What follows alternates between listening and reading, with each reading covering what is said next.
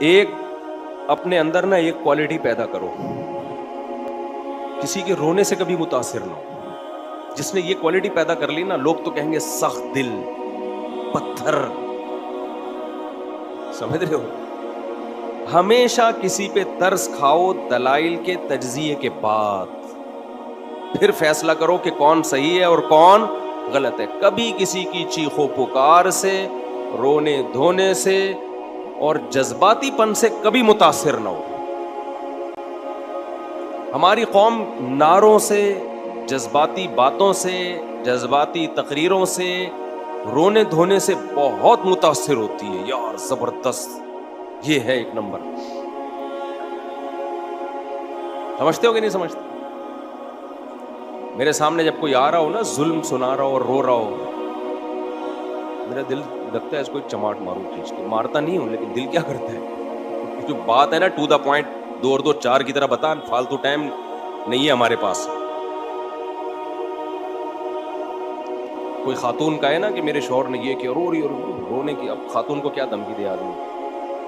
محترمہ آپ to the point بات کریں، ٹو دا پوائنٹ بات کریں، اپنا بھی ٹائم بچائیں اور میرا بھی ٹائم بچائیں۔ کیا تو یہ جو اخلاق کی بھی بات ہے، دیکھو اللہ تعالیٰ نے اب آج کل لبرل اور سیکولر لوگ میاں بیوی کو جوڑنے کے لیے نا ایک تحریک چلا رہے ہیں، محبت سے رہو، محبت سے رہو، محبت سے رہو، محبت سے رہو، ایک دوسرے کی رسپیکٹ، ایک دوسرے کی عزت۔ اتنا زیادہ اس کو کچھ مذہبی لوگوں نے بھی اس کو اتنا پروموٹ کیا ہے، اتنا زیادہ اس کو بڑھایا ہے۔ یہ جب ممکن ہے جب دونوں طرف سے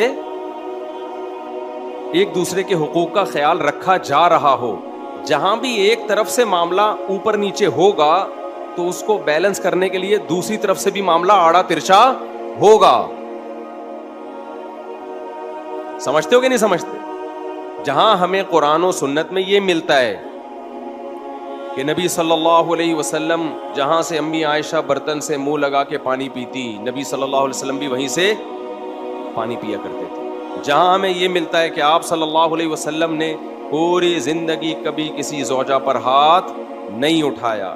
جہاں ہمیں یہ ملتا ہے کہ نبی نے فرمایا تم میں سب سے اچھا وہ ہے جس کے اپنے گھر والوں کے ساتھ اخلاق اچھے ہیں۔ یہ سب باتیں بالکل صحیح حدیث سے ثابت ہیں، لیکن وہاں ہمیں قرآن میں یہ بھی ملتا ہے واللاتی تخافون نشوزہن، جو بیوی جائز باتوں میں تمہاری اطاعت نہیں کرتی، تو پہلا تو اللہ نے حکم دیا بھائی برداشت کرو، سب چیزیں دنیا میں انسان کو نہیں مل جاتی۔ فَإِن كَرِهْتُمُوهُنَّ فَعَسَىٰ أَن تَكْرَهُوا شَيْئًا وَيَجْعَلَ اللَّهُ فِيهِ خَيْرًا كَثِيرًا، اگر تم ناپسند کرتے انہیں، عین ممکن ہے بہت ساری چیزیں ایسی ہوتی ہیں جو تمہیں ناپسند ہوتی ہیں، لیکن اللہ نے اس میں بہت ساری خیریں رکھی ہوتی ہیں۔ اسی مضمون کو نبی نے بیان کیا ان المرأة خلقت من ضلع وان من اعوجها اعلاها، کہ اللہ نے عورت کو ایک پسلی سے پیدا کیا ہے، پورا سیدھا اس کو نہیں کر سکتے، پورا سیدھا کرنے میں گئے تو طلاق کے علاوہ کچھ بھی حاصل نہیں ہوگا، تو اسی طرح برداشت کرنا ہے۔ اصل اصول یہ جہاں قرآن نے بیان کیا لیکن بیلنس کیا ہے۔ اللہ نے فرمایا پھر بھی اگر ناقابل برداشت تکلیف دے رہی ہے تمہیں وہ، تو پھر اللہ نے 3 اسٹیپ بیان کیے۔ فَعِظُوهُنَّ، پہلا اسٹیپ اللہ نے بیان کیا محبت سے سمجھاؤ، نصیحت کرو۔ دوسرا اسٹیپ اللہ نے بیان کیا پھر بھی اگر باز نہیں آتی اور تمہارے لیے اس کے اس عیب کو برداشت کرنا ممکن نہیں ہو رہا، اتنی سخت اذیت دے رہی ہے تمہیں، وَاهْجُرُوهُنَّ فِي الْمَضَاجِعِ، تو اس سے دوری اختیار کر لو، ناراض ہو جاؤ، روٹھ جاؤ، پھر بھی بعض خواتین پہ اثر ہی نہیں پڑتا آپ کے ناراض ہونے سے، پھر اللہ نے کیا فرمایا وَاضْرِبُوهُنَّ، پھر ان پر ہاتھ بھی اٹھا سکتے ہو، تو یہ بھی تو اسلام ہے۔ یہاں ہمارے سیکولر لوگ بولتے ہیں یہ کیا اسلام مرد کو عورت پہ ہاتھ اٹھانے کی اجازت دیتا ہے؟ جب مرد سربراہ ہے تو دنیا میں کوئی ایسا سربراہ آپ نے دیکھا جو آرڈر تو دے، آرڈر منوانے کی پاور نہ ہو اس کے پاس، تو وہ سربراہ تھوڑی، وہ تو خان سامہ ہے پھر۔ نہیں ہے میرا خیال ہے بات سمجھ میں، وہ سربراہ ہے یا خان سامہ ہوا پھر وہ؟ جب وہ کوئی بات آپ کی نہیں مان رہی ہے، نان نفقہ شریعت نے آپ کے ذمہ ڈال دیا، اس کو بھی تو کچھ پابند کیا ہے نا کہ وہ بھی تو کچھ آپ کی مانے، وہ ایک نہیں مان رہی ہے آپ کی۔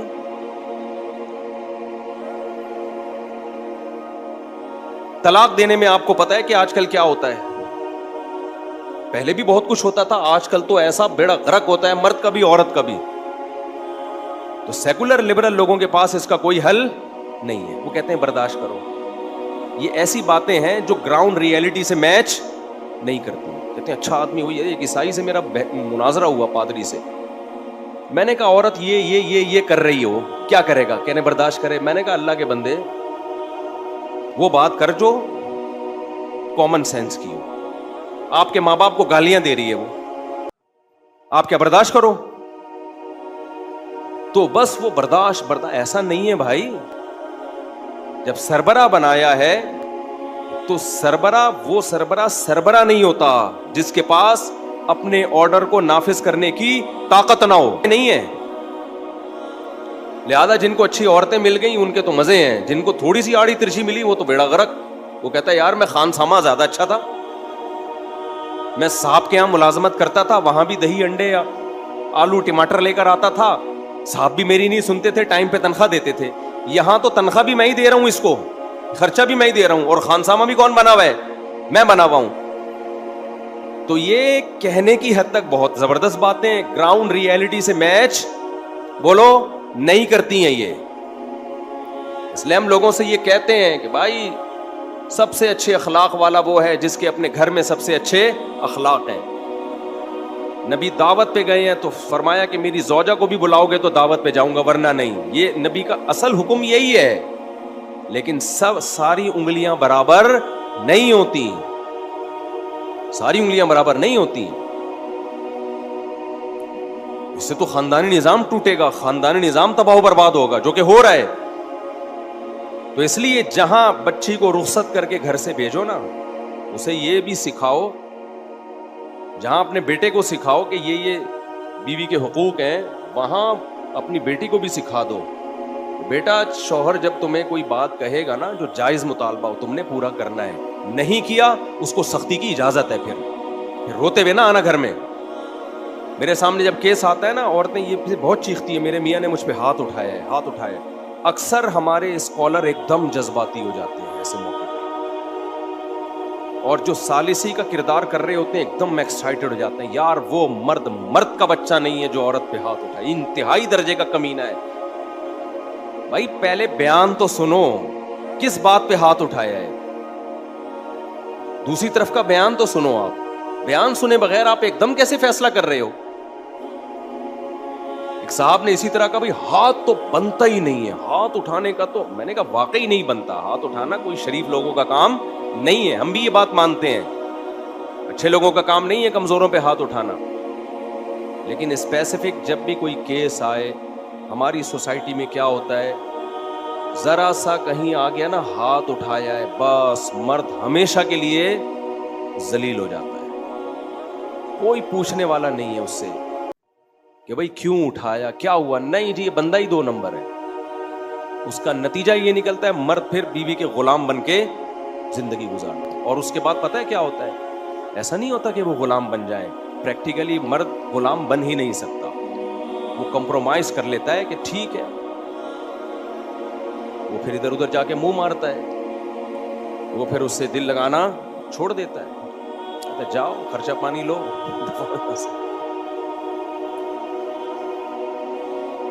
ہمارے ایک ریلیٹیو کا کیس آیا سامنے, تو چونکہ وہ میرے سامنے ہی شادی ہوئی, سارے حالات میں جانتا ہوں, اتنا زیادہ ان کی بیوی بد اخلاقی. بعض عورتیں بہت زیادہ خراب زبان کی ہوتی ہیں, جیسے بعض مرد بھی ہوتے ہیں. اب لوگ کہتے ہیں مرد ہے تو عورت کیا کرے گی. سربراہ پہ کبھی نہیں ہاتھ اٹھایا جاتا, خوب سمجھ لو. آپ کا باس غلط سلوک کر رہا ہے, آپ ہاتھ اٹھاؤ گے اس پہ؟ یہ نیچرل نہیں ہے. انگریز فطرت سے ہٹ گیا ہے. جس قوم نے ہومو سیکشولیٹی کی اجازت دے دی, آپ اس سے پوچھو گے کہ فطرت کیا ہے, وہ تو کہیں گے مرد اور عورت برابر ہیں. اگر مرد کو یہ رائٹ ہے کہ انتہائی شدید ضرورت میں عورت پہ ہاتھ اٹھائے تو کہتے ہیں پھر عورت کو بھی رائٹ ہے. ہم کہتے ہیں نہیں, عورت کے پاس یہ رائٹ نہیں ہے. دنیا میں کہیں بھی ایکوالٹی کی بیس پہ کوئی کنٹری نہیں چلتا, تو کوئی گھر چل سکتا ہے؟ بولو ہے بھائی, کوئی گھر چل سکتا ہے مساوات کی بیس پہ؟ دنیا میں کوئی ایسا ملک دیکھا جہاں سربراہ کو تو اجازت ہو کہ ماتحتوں کو پنشمنٹ کرے, ماتحتوں کو بھی اجازت ہو کہ سربراہ کے سر پہ جب چاہے ڈنڈا مار دے جا کے؟ کبھی دیکھا آپ نے؟ اور سارے برابر ہوں, سب کے سیم حقوق ہوں, وہاں ایس ایچ او اور ڈی ایس پی میں فرق ہی نہ ہو. کبھی دیکھا آپ نے؟ نہیں جی, ڈی ایس پی تو ڈانٹ سکتا ہے ایس ایچ او کو, ایس ایچ او کیوں نہیں ڈانٹ سکتا؟ اس کا بھی وہی سیم حق ہے. بھائی تھانے کا سارا سیٹ اپ کیا ہو جائے گا؟ بولو نا, برباد. جب بھی کوئی کہا کرے نا مرد اور عورت برابر ہیں انسانیت کی روح سے, تو آپ ان سے بولا کرو ایس ایچ او اور ڈی ایس پی برابر ہے ایز اے انسان, ٹھیک ہے نا. وزیر اعظم اور عوام برابر ہے ایز اے انسان, صدر مملکت اور پبلک برابر ہے ایز اے انسان, بریگیڈیئر اور میجر برابر ہیں ایز اے انسان. لہذا بریگیڈیئر کو بھی اپنے ماتحت فوجیوں پہ کوئی سختی کی اجازت نہیں ہے, اور اگر ہے تو پھر ماتحت فوجیوں کو بھی اجازت ہے, وہ بھی جب چاہے بریگیڈیئر سے اٹھک بیٹھک لگوا لیں. وہ بولے بریگیڈیئر صاحب آپ نے آرڈر غلط دیا تھا, 10 ڈپس لگاؤ یہاں پہ. دنیا میں ایسا پاگل کوئی نہیں ہوتا جیسے یہ سیکولر اور لبرل لوگ فضول قسم کی باتیں کرتے ہیں اور گھروں کا بیڑا غرق کر رہے ہیں. یہ تو اخلاق کی ایک لمٹ ہے بھائی, وہ تمیز سے زندگی گزارو نارمل. میں تو سب کو یہی کہتا ہوں بھائی, میں جتنا آپ کو میڈیا پہ نظر آ رہا ہوں نا اتنے اچھے اخلاق والا کوشش کرتا ہوں اتنا ہی ہوں, لیکن ہماری بھی کیا ہے ایک لمٹ ہے. اس کے بعد پھر ہم سے بھی آپ بدتمیزی ہی توقع رکھیے گا. ہم ربڑ کے لوہے کے بنے ہوئے انسان نہیں ہیں.